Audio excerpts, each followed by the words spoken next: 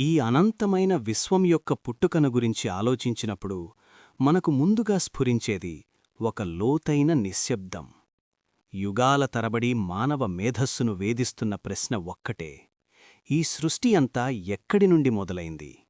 అసలు శూన్యం నుండి పదార్థం ఎలా ఉద్భవించింది? మనం ఈరోజు చూస్తున్న నక్షత్రాలు, గ్రహాలు, చివరకు మన ఉనికి కూడా ఒక మహా విస్ఫోటనం యొక్క ఫలితమేనా అనే సందేహం ప్రతి ఒక్కరిలోనూ విదులుతూనే ఉంటుంది. చాలా కాలంపాటు శాస్త్రవేత్తలు విశ్వం ఎప్పుడూ ఇలాగే స్థిరంగా ఉందని భావించేవారు. దీనికి మొదలు లేదు, ముగింపు లేదని నమ్మేవారు.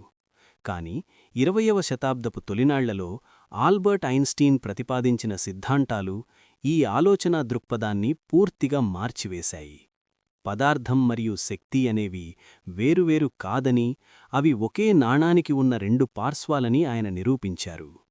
ఈ విశ్వం ఒక బిగ్ బ్యాంగ్ లేదా మహా విస్ఫోటనం ద్వారా ప్రారంభమైందని, ఆ క్షణం నుండే కాలం, టైం మరియు అంతరిక్షం ఉద్భవించాయని ఆధునిక విజ్ఞానశాస్త్రం ఘోషిస్తోంది.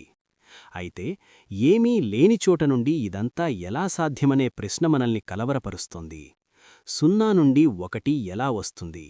దీనిని అర్థం చేసుకోవడానికి నెగటివ్ ఎనర్జీ మరియు పాజిటివ్ ఎనర్జీల మధ్య ఉన్న సమతుల్యతను గమనించాలి.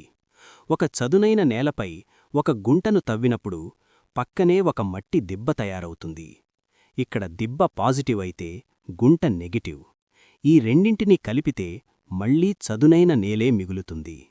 అలాగే ఈ విశ్వంలోని మొత్తం శక్తిని కలిపి చూస్తే అది సున్నాగానే ఉంటుంది.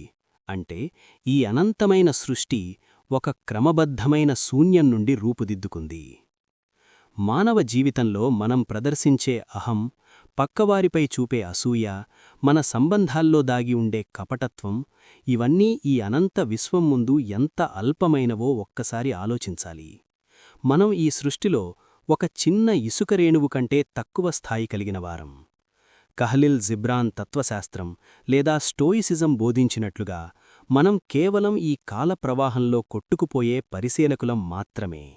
మన ఉనికి ఎంత అనిశ్చితమైనదో తెలిసినా మనలోని అహంకారం మనల్ని నిత్యం ఏదో ఒక భ్రమలో బ్రతికిస్తూనే ఉంటుంది. చివరికి మిగిలేది ఒకే ఒక చేదు నిజం.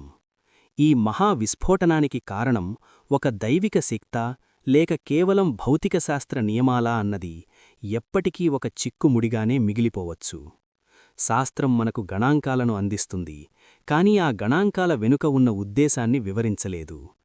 ఆధ్యాత్మికత ఉద్దేశాన్ని వెతకడానికి ప్రయత్నిస్తుంది, కానీ దానికి బలమైన ఆధారాన్ని చూపలేదు.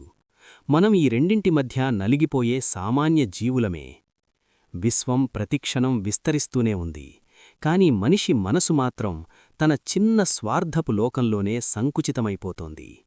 మరి ఈ అనంతమైన సృష్టిలో మన ఉనికికి నిజంగా ఏదైనా అర్థం ఉందా, లేక ఇదంతా ఒక యాదృచ్ఛికమైన శూన్య గీతమా?